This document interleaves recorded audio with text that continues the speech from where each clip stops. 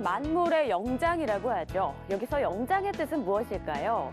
사전적 정의를 찾아보면 영묘한 힘을 가진 우두머리라고 나와 있습니다.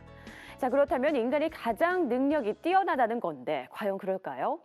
인간은 개나 늑대보다 후각이 뛰어나지 못합니다. 또 매나 독수리보다 시력이 뛰어나지도 않죠. 또 치타처럼 빠르지도 코끼리만큼 힘이 세지도 않습니다. 그런데 왜 인간을 만물의 영장이라고 부르는 걸까요? 어떤 이들은 이 호칭을 인간 우월주의의 오류라고 꼬집습니다.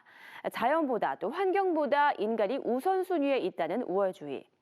자, 그렇다면 한 해 동물로 인해 죽는 인간의 수, 인간으로 인해서 죽는 동물의 수, 어떤 경우가 더 많을까요?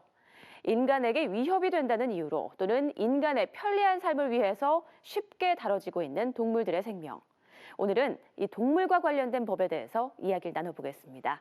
아는 만큼 보인다, 이럴 땐 이런 법. 해마다 반복되는 AI 사태. 이로 인해 살처분되는 수백만 마리의 동물들. 반려동물 천만 시대. 그에 미치지 못하는 미성숙한 동물 보호 의식. 무분별한 개발로 인해 서식지를 잃고 도심으로 내려오는 멸종 위기의 동물들. 인간이 동물들의 해대의 적이 되어버린 가운데 동물들과 공생할 수 있는 방법은 없을까? 동물에 대한 모든 법. 오늘 이럴 땐 이런 법에서 알아보자. 네, 오늘의 주제, 앞서 영상에서 본 것처럼 바로 동물과 관련된 법입니다. 지난 2016년에는 동물과 관련된 이슈가 정말 많았는데요. 그중에 가장 뜨겁게 달궜던 세 가지 키워드를 한번 준비해봤습니다. 자세한 이야기는 법무법인 1호 대표의 박병규 변호사 그리고 법제처 조현경 사무관님과 함께 이야기 나눠보겠습니다. 어서 오세요. 네. 안녕하세요. 안녕하세요. 안녕하세요. 자, 첫 번째 키워드는 바로 AI입니다. 사상 최악의 AI로 3천만 마리 이상의 가금류가 살처분됐습니다. 그런데 이렇게 AI가 발병하면요, 어떻게 처리해야 한다 이런 게 법적으로 정해져 있나요? 네, AI는 인플루엔자 일종으로 가축 전염병입니다. 현재 AI는 역대 최악의 AI 사태라고 합니다. 2017년 1월 6일자 농림부 보고 기준으로 닭 2,616만 수, 오리 244만 수, 메추리 등 218만 수가 살처분 매몰되었다고 합니다. 발생 시 농림부는 단계에 따라 대처를 달리하게 되는데 관심, 주의, 경계, 심각의 4단계로 구별해서 대처하게 됩니다. 조병국 발생 시에는 관심 단계로 유입 방지를 위한 국경 검역이나 국내 방역을 추진하며 국내 발생 시 주의 단계로 격상되어 발생 농장 살처분, 역학 조사, 발생 시군의 소독 장소 설치, 방역 강화 등을 하게 됩니다. 이후에 인접 또는 타 지역에 전파되는 경우 경계 단계로 격상되며 이 단계에서는 모든 방역기관에 대책본부 설치, 가동되어 운영하며 인접 시도에 통제 소독 장소가 설치되며 방역이 강화됩니다. 마지막 단계로 여러 지역에서 발생되거나 전국 확산이 우려되는 단계로 심각 단계입니다. 현재 상태라고 할 수 있는데요. 이러한 경우 전국에 48시간에 한정하여 스탠드 스틸, 즉 전국의 모든 가금류 사용 농장, 관련 작업장 등의 축산 관련 종사자의 출입을 중지하는 일시 이동 정지의 실시가 확대되고 전국에 통제 초소가 설치됩니다. 또한 가축 전염병 예방법은 제20조에 의해서 시장, 군수, 구청장은 가축 소유자에게 가축의 살처분을 명하게 됩니다. 네, 그런데 궁금한 게 이 AI가 발병했을 때는 살처분밖에는 방법이 없는 건가요? 그 AI 대책으로 살처분밖에 방법이 없는가 하는 논란이 가중되고 있는 게 현실입니다. 그렇지만 현재 법에 의하면 살처분 명령 외에 규정이 없습니다. 그래서 최소한 법적으로는 달리 방법이 없습니다. 네. 자, 또 얼마 전에 이 천연기념물인 원앙에서도 AI 감염이 확인됐었죠. 그런데 이 감염된 원앙뿐 아니라 의심되는 원앙까지 모두 이제 안락사를 시켰는데 이런 경우는 어떤 뭐 문화재 보호법이라든지 동물보호법에 위반되지는 않나요? 그 서울대병원에서 발생한 사건이었는데요. 예. 양성 판정을 받은 4마리와 감염 가능성이 있는 45마리, 그 외에 음성 판정을 받은 52마리까지 전부 안락사시킨 사건이었습니다. 지난해 12월 21일 문화재청은 천연기념물 피해 최소 기준을 마련했습니다. 그 내용을 본다면 첫째, 기본적으로 AI 양성 판명된 모든 개체는 확산 방지를 위해 문화재청에 유선 보고한 후 안락사 등 처리, 즉 선조치 후보고 할 수 있습니다. 두 번째, 전염 사례가 많은 오리 계열은 AI 양성 판명 케이지에 있는 객체가 음선 판정된 객체라도 감염이 우려되는 상황의 경우 전문가 서면 검토를 통해서 처리할 수 있게끔 하였습니다. 이에 따라 서울동의공원은 AI에 감염되거나 감염 우려가 있는 원앙 101마리 전부를 안락사시킨 것인데 문화재보호법이나 동물보호법 위반의 문제는 아니라고 할 것입니다. 네. 그런데 이번 역대 최악의 AI는 허술한 방역 조치가 화를 불렀다 이런 얘기가 참 많았거든요. 그런데 이런 법으로 정해진 방역 준칙을 준수하지 않을 때는 또 어떤 처벌을 받게 됩니까? 법에 따르면 방역 행위에 따라 이를 위반한 경우 처벌을 달리하게 됩니다. 네. 첫째, 전염병 발생 국가에서 입국하는 사람은 체류 관련 서류를 제출하거나 검사, 소독 등의 조치를 받을 수 있는데 이를 위반한 경우에는 1천만 원 이하의 과태료의 처벌을 받을 수 있습니다. 두 번째, 가축 사육시설을 갖추고 있는 가축의 소유자 등이나 도축장 등의 영업장의 경우 소독 설비를 구비해야 하며 또한 방역 기준을 따라야 합니다. 이를 위반한 경우 역시 1천만 원 이하의 과태료 처분을 받을 수 있습니다. 마지막으로 이동 제한 조치나 가축 사육시설의 폐쇄 명령 또는 일시 이동 중지 명령을 받은 가축의 소유자가 이를 위반한 경우에는 역시 1년 이하의 징역 또는 1천만 원 이하의 벌금에 처해지게 됩니다. 네. 참 자식처럼 키운 이런 가축들을 처분해야 되는 상황이 되면은 정말 농가에서는 가슴이 찢어질 텐데요. 무엇보다 전염성이 높기 때문에 그 피해를 막기 위해서라도 빨리 이런 조치들을 따라주는 게 가장 좋겠군요. 네. 자, 그런데 사무관님, 이런 방역과 관련해서 좀 달라진 부분이 있다고요? 네, 현재는 AI가 발생한 국가에서 입국하는 사람 중에서 축산 농가를 방문한 사람에 대해 동물 검역 신고서를 제출하도록 하고 있는데요. 올해 6월 3일부터는 이 법이 개정되어서 AI 발생 국가에 체류하거나 경유하여 입국하는 모든 사람에 대해서 이 입국 사실을 신고하도록 의무를 부과하고 있습니다. 그런데 만약 신고하지 않거나 거짓으로 신고하면 1천만 원 이하의 과태료를 부과하게 됩니다. 아, 네. 6월 3일부터 그러니까 AI 발생 국가에 체류하거나 경유하는 모든 사람들이 신고를 해야 네, 된다. 아, 이 부분은 꼭 염두에 둬야겠군요. 네. 자, 그럼 이번에는 두 번째 키워드로 넘어가 보겠습니다. 두 번째 키워드는 바로 네, 동물학대입니다. 이 단어만 들어도 무슨 내용인지 우리 시청자분들도 다 아실 것 같은데요. 바로 강아지 공장에 대한 이야기입니다. 상업적 목적으로 강아지를 사육하는 농장, 바로 강아지 공장이라고 하죠. S방송사의 동물 관련 프로그램에서 이 부분에 대한 집중 취재를 하면서 동물들을 가둬놓고 촉진제를 놓고 교배를 시키고 또 제왕절개까지 하고 그런 상황을 평생 반복하며 살아온 강아지들의 모습을 볼 수 있었는데요. 정말 많은 국민들을 경악해 만들었습니다. 그런데 더 충격적인 건요. 비전문가가 이런 행위들을 다 했다는 건데 이런 경우에는 어떤 처벌을 받게 되나요? 네, 수의사법에 따르면 원칙적으로 동물의 진료는 수의사만 할 수 있도록 하고 있는데요. 네. 만약에 이를 위반해서 수의사가 아닌 사람이 동물을 진료하면 현재는 2년 이하의 징역이나 1천만 원 이하의 벌금에 처하도록 하고 있고요.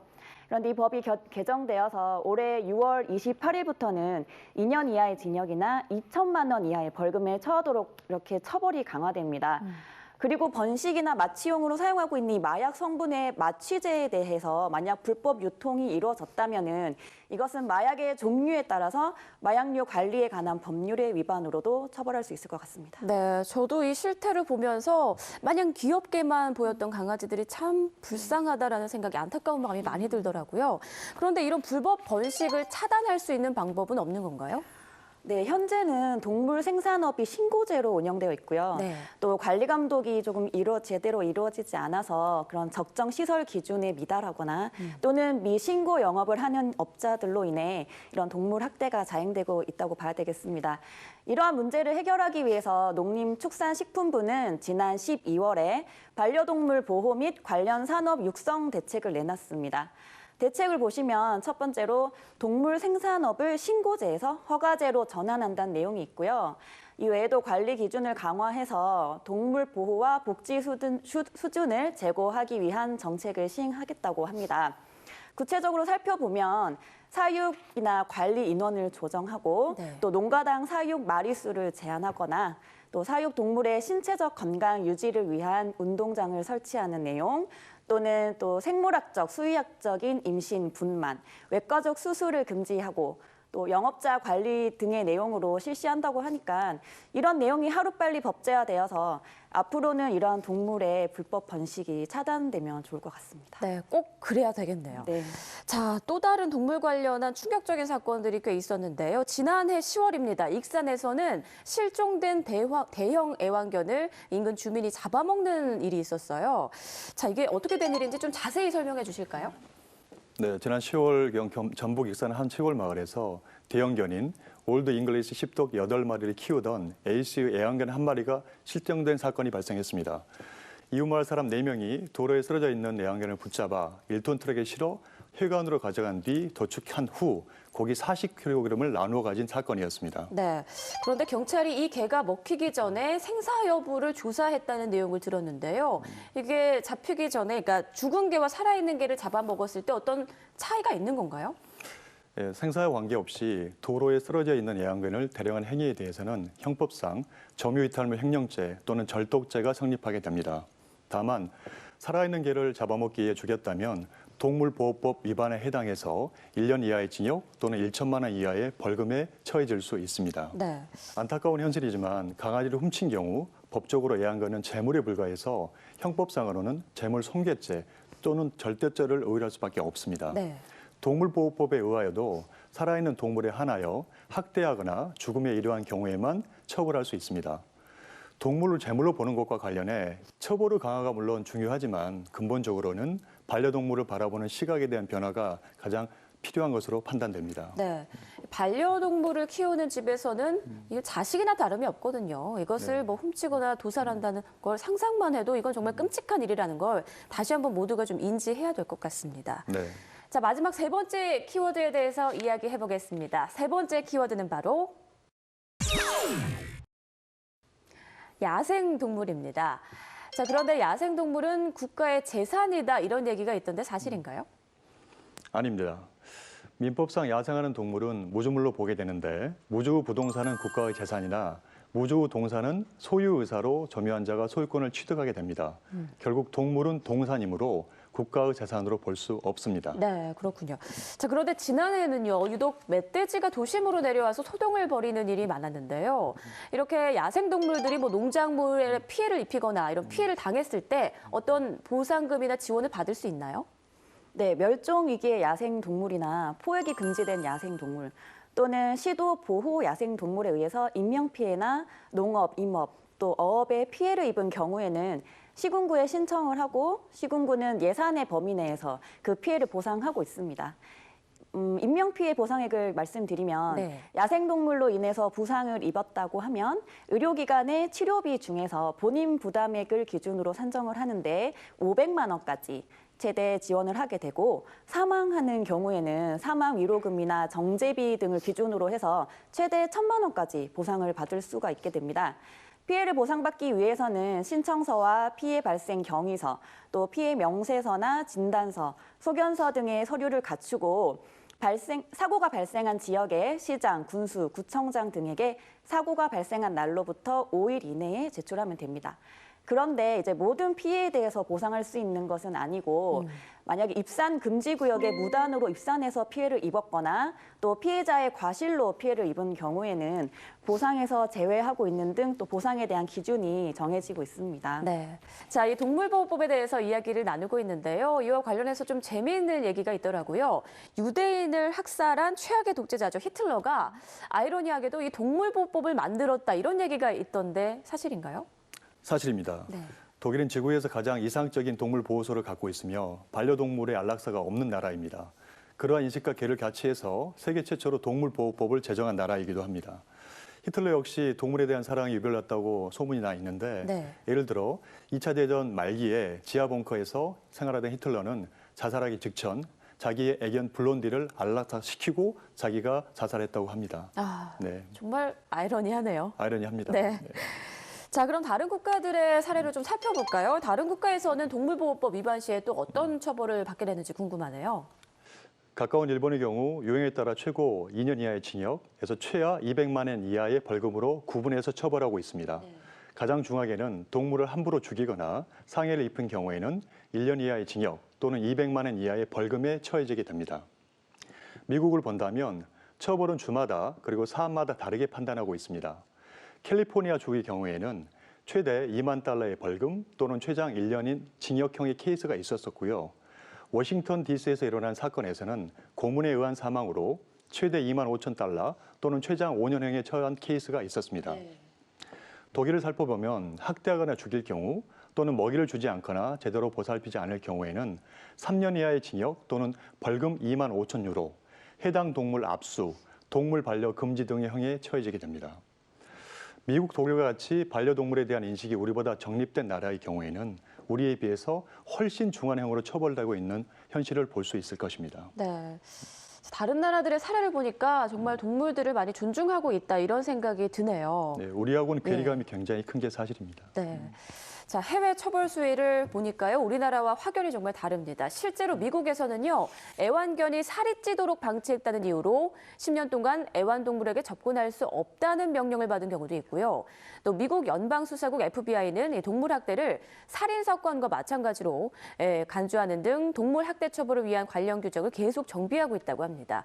우리나라도 하루빨리 이런 동물들을 보호할 수 있는 법이 강화돼서 인간과 동물이 함께 행복할 수 있는 나라가 됐으면 좋겠습니다.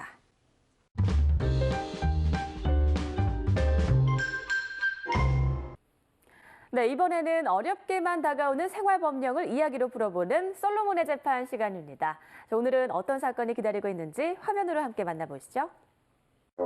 수면 내시경을 위해 전신 마취를 진행하고 대기 중이었던 나건강 씨. 그런데 나건강 씨, 눈 좀 떠보세요. 나건강 씨. 여보. 뭐라고요? 왜 보험금을 줄 수 없는데요? 저기요, 여기 남편분께서 가입하신 상해보험 약관을 보시면 피보험자의 임신, 출산, 유산 또는 외과적 수술, 그 밖에 의료처치를 원인으로 해 생기는 손해는 보상하지 않는다라는 조항이 있지 않습니까? 남편분의 일은 안타깝지만 수면 내시경은 그 밖의 의료처치에 해당되기 때문에 보험금 지급을 해드릴 수 없습니다. 그게 무슨 말도 안 되는 소리예요. 보험을 가입했는데 보험금을 못 준다니. 글쎄, 지급할 수 없다니까요. 건강검진 시 수면 내시경을 위해 전신 마취 후 호흡곤란으로 사망에 이른 나건강 씨. 과연 그의 가족들은 상해 보험금을 받을 수 있을까? 1번, 받을 수 있다. 2번, 받을 수 없다. 네, 매년 건강검진을 필수로 받아야 하는데 그중에 이 내시경 검사의 경우 맨정신으로 하기에는 좀 힘든 게 사실이죠. 그래서 많은 분들이 일정 금액을 추가해서 수면 내시경을 받는 경우가 많은데요. 만약 이 마취제 부작용으로 사망에 이르렀을 경우 상해 보상금을 받을 수 있을까 하는 문제였습니다. 자, 사무관님, 받을 수 있다, 없다. 정답은 무엇인가요? 네, 정답은 1번 받을 수 있다입니다. 네. 지금 사례는 건강검진을 받는 중에 나건강 씨가 사망한 사례인데요. 보험회사는 나건강 씨가 가입한 상해보험의 그 약관의 내용 중에서 그 밖에 의료 처치를 원인으로 해서 생긴 손해는 보상하지 않는다는 면책 조항을 근거로 내세우면서 지금 보험금을 줄 수 없다고 주장하고 있잖아요. 네. 이와 관련한 대법원 판례를 볼 필요가 있겠는데요. 대법원 판례에서는 보험회사가 면책 조항을 둬서 일상생활에서 발생하고 있는 다양한 위험에 대해서 처음부터 이제 보험의 대상에서 배제하는 점에 대해서는 그 유효성을 인정하지만 네. 상해나 질병을 치료하기 위한 외과적 수술하는 경우에 발생한 그런 상해가 아니라 현재 나건강 씨처럼 순수한 건강검진을 목적으로 한 의료 처치 중에 발생한 상해 같은 경우에는 이런 상해보험의 면책 조항의 대상이 아니라고 판단한 바가 있습니다. 네. 그래서 나건강 씨의 경우에는 보험금 지급 면책 사유에 해당하지 않고 따라서 가족들은 보험금을 받을 수 있게 됩니다. 네, 그러니까 외과적 수술이 아니라 순수한 검진으로 인해서 이런 경우가 발생했을 때는 보험금을 받을 수 있다. 네, 네, 그렇습니다. 물론 이런 일이 발생하면 안 되겠지만 네. 염두에 두면 좋을 것 같네요. 네. 자, 이번에 새롭게 시행되는 시행법령 알아볼게요. 어떤 법이 새롭게 마련되나요? 네, 자세한 내용은 만화로 준비했습니다. 화면으로 함께 보시죠. 여기 환경에도 좋은 액화 석유가스 부탁해요. 전 가득이요. 역시 일 마치고 마시는 액화석유가스가 꿀맛이지. 그럼 우리 택시들의 특권이랄까? 오늘따라 미세먼지가 너무 심해. 자동차 매연 때문인가? 여기요, 렌터카 씨에게도 한 장 부탁해요. 고마워요. 제 말 좀 들어봐요. 이게 말이 되나요? 대기오염 문제로 저 같은 LPG 자동차가 인기잖아요? 그런데 일반인은 가질 수 없게 하다니 이게 말이 되나요?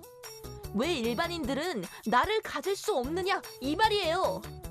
왜 일부 차종과 사용자에 대해서만 LPG 사용을 허용하는가? 일반인들도 친환경 LPG 자동차를 원한다. 타고 싶다, 타고 싶다. 이봐. 응? 이렇게 난동을 피우면 어떡하나? 대체 몇 살이지? 차량 등록증 한번 보여주게. 6년 차? 뭐야, 등록증을 보니 나보다 한참 아래네. 아직 모르나?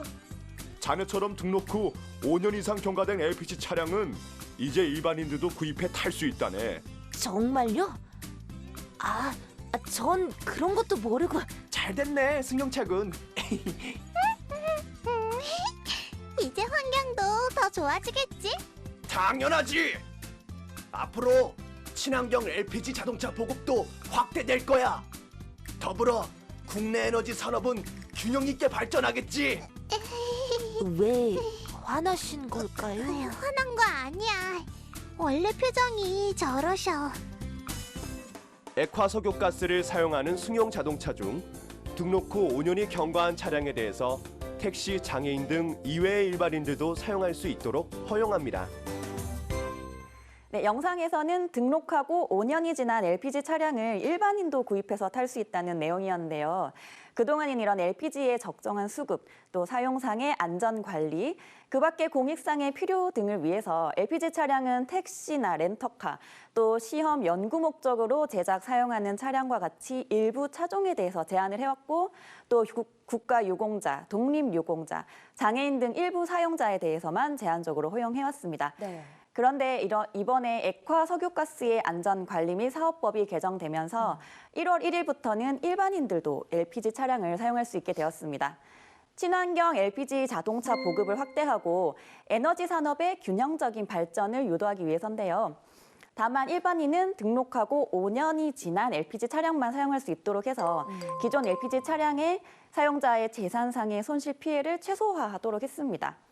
자동차를 구입하려는 분들은 기억하셨다가 이 LPG 차량도 한번 고민해 보시는 것도 좋을 것 같네요. 네, 이 미세먼지의 주요 원인 중에 하나가 바로 이 경유차의 배기가스잖아요. 사실 미세먼지의 심각성에 대해서는 많이들 잘 알고 있지만 해결 방법을 몰라서 고민하는 경우가 많습니다. LPG 차량 보급이 좀 더 활성화돼서 환경 오염도 줄이고 국민 건강 증진에도 도움이 됐으면 좋겠네요.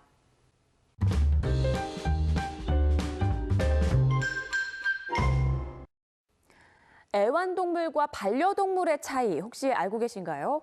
과거에는 사람에게 귀여움을 받고 즐거움을 준다는 의미에서 이 애완동물이라는 표현을 많이 썼는데요. 하지만 동물이 장난감 같은 물건이 아니라 사람과 더불어 살아가는 반려자라는 인식이 확산되면서 반려동물이라는 단어로 많이 바뀌어서 불리고 있습니다. 반려동물이라는 단어처럼 동물을 물건이 아닌 하나의 생명으로 인식하고 대한다면 인간과 동물이 공존하는 세상이 만들어지지 않을까요? 자, 오늘 이럴 땐 이런 법은 여기까지입니다. 함께 이야기 나눠주신 두 분 감사합니다. 감사합니다. 대한민국 국민 모두가 행복해지는 그날까지 법에 대한 모든 궁금증을 풀어드리겠습니다. 재미있고 유익한 법과 함께라면 이럴 땐 이런 법.